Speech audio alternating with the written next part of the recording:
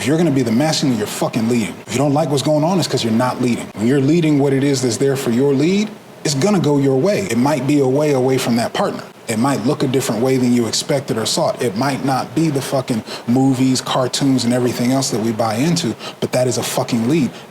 Nobody wants to be a leader. If you're taking on leadership development, nobody wants to be a leader. It's not a hero. It's not the guy getting all the bitches. It's not James Bond. A lead is the guy who has to sacrifice. A lead has to make the decisions and choices. A lead has to go forward. A lead has to consider everybody else.